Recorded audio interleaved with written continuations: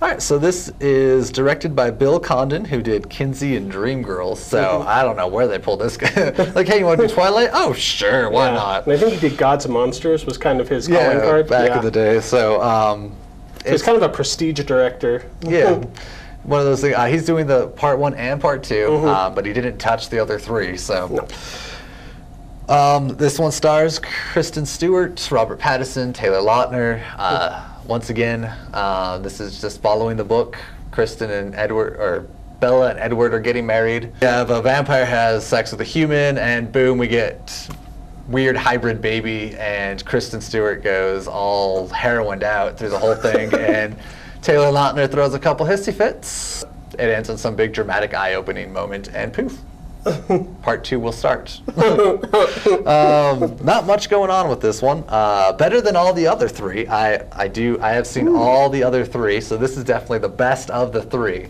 The other ones, I mean, it was just really sappy teenage fodder. I mean, this one was at least teenage fodder, not just not just sappy. It's not sappy. Yeah, I think they actually were trying for a little bit more drama. Maybe they were given better direction, because Edward was still lame, but Kristen did a little bit better. Great visual makeup. I mean, making her look like that heroin addict was... I think they just took her makeup off. Oh, that could do it. I think that's what they did. There you go. But I thought there was some good makeup action. Taylor Lautner just took his shirt off a lot. Not much. He does a lot of shirt acting. Yeah, we got a lot of that. I don't know what, I think Abduction, he keeps his shirt on the whole time, so clearly out of his element there. But basically this is just a reason to get money from the masses. There is nothing to this movie that is worth mentioning at all. If you're a teenage girl, you're going to love it. If you're a teenage guy, you're going to be forced to go see it because your girlfriend wants you to.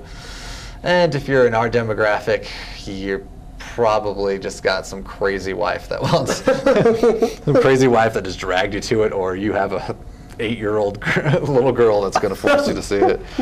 What did you give that? I gave it a C. I mean, I liked it a lot better than the other 3. The other 3, terrible, but this one I at least enjoyed a little bit.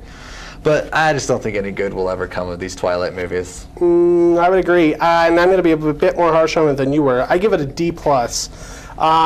I actually thought that the visuals were kind of flat. I thought, considering Bill Condon's like a pretty well-known director, and he's done some higher kind of projects, I didn't feel like he brought much to this. I felt like he was just kind of working in a wheelhouse, kind of just doing what he's told by the studio.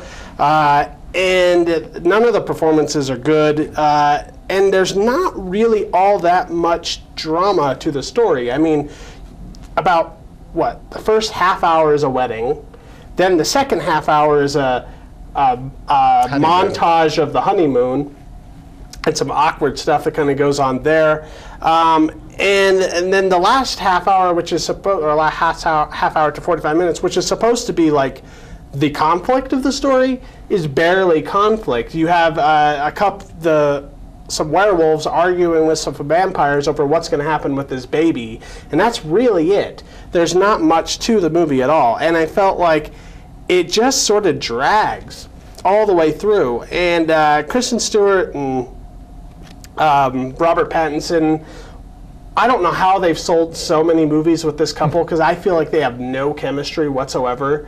I don't think either of them, they don't even look very good together as a couple, let alone act very well with each other. And there's a lot of heavy-handed kind of weird pseudo-social political messaging going through the movie. I think there's like this whole thing of like chastity porn, and then the second half it goes into this weird pro-life message out of nowhere that feels pretty heavy-handed. And I just don't get these Twilight movies. I really don't. I don't understand this franchise. I don't understand how this made the most money of any movie, even above Harry Potter Part 2 last year. And I feel like as a society we can do better. Girls, especially, who the people who are paying to go see this crap, you can do better. Not that long ago we had Buffy, and that was pretty cheesy, but a lot better than this. Buffy. So we love you, Seth. I don't get it. Hands are in the air on this one. Fair enough.